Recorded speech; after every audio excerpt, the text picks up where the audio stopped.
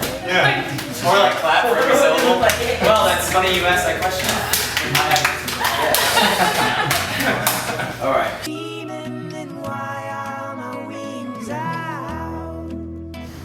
How's it going, everyone? Ross Bernhard here at the CHARGED.fm studios in Dumbo, Brooklyn for another in-studio session. And today, all the way from Atlanta, Georgia, we've got Little Tybee. Guys, thank you so much for being here today. Thanks for having me. I'll just go down the names. We've got Brock, Josh, Nirvana, Ryan, Chris. I didn't write down the sixth one.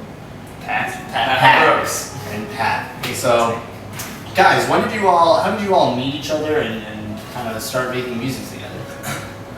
So Little Tybee is an island off the coast of Savannah, Georgia. That's going to be my next question. Yeah, go ahead.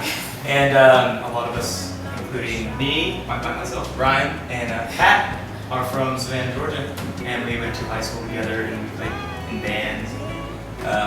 We all moved to Atlanta and met these fine individuals, and it's like a very conducive musical scene in Atlanta, and everyone's excited about playing with each other. So yeah, we all play in different bands together, and it's a very incestual scene, but it's very strong. But yeah, that's how we know each other. Is there a strong kind of vibe for the kind of music that you're playing in Atlanta, or is it just kind of a, just sort of amalgamation of a whole kind of, broad range of genres that you can just pull from and come in from this vibe?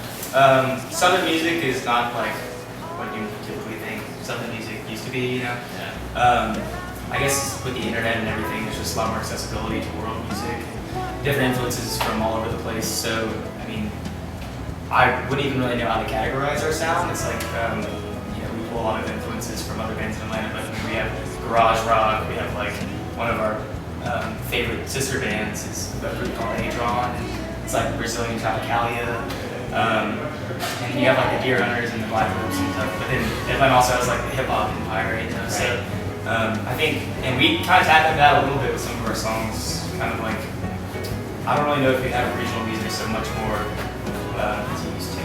We actually discussed this right up, but we probably had a different conversation on it, but It's good to jumpstart it here and get the years going. I think Atlanta is cool. I think the music almost hides from the general public. It almost wants to reserve its like authenticity for people who really care. So it's like once you get in the scene, you kind of like see it. It's kind of hiding in the cracks. It's not a part of like kind of mainstream hip hop culture or anything. It's kind of underneath. So I'm glad to be a part of it because there's a lot of really talented people in it. There's a strong thread of really good music happening in Atlanta right now. It's a good community. All the different bands that might have some differences artistically, but we all still support each other. Mm-hmm. So it's something that once you're in Atlanta and kind of are experiencing it, then you kind of get a real feel for Yeah. right? What the it's like any musical Yeah. scene. I mean, New York is the exact same way. It's like you're forced fed the bands that you're supposed to like, and like the sound of like that city is area. like, yeah, it's like created, and it's like this is the sound of Atlanta, and this is not this, but like that's all bull, It's like once you really dive in depth into the scene and see what's going on, there's like a lot of people who are doing really original things, but maybe it's a little too weird to like market in a certain way. But yeah, I mean, it's definitely happening in Atlanta. That's like the one thing I'm really excited about being there. And from touring and seeing other cities, like Atlanta seems like pretty strong in that kind of experimentation. It holds up. Yeah. So you guys, your new album, For Distant Viewing, came out earlier this year, and I really like it a lot. It's such a fun listen from start to finish. Thanks. Yeah.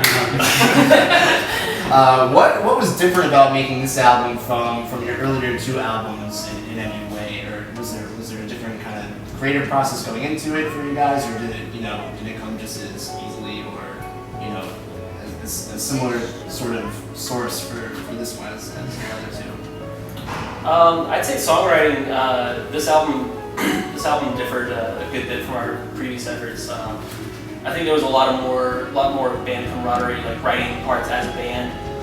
We started this new thing we call micro practicing, where Brock will usually come in with like a kind of like a roadmap or a skeleton for a new tune, and he'll like demo it to all of us, and then he might break away with Nirvana or Chris or Josh for like a couple of like little micro practice sessions, and then they'll work out some parts, and then they'll make like a little demo recording on their phone and then send it to everybody else, and then it slowly builds momentum, and then by the time the whole band gets together, everybody's got an idea of what is going to happen. instead of like 6 people trying to figure out where we're supposed to navigate ourselves to right off the bat.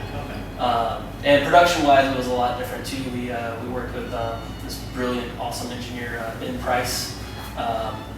Before it was all DIY. We all recorded everything ourselves, like in our basements, and I mixed the first 2 albums.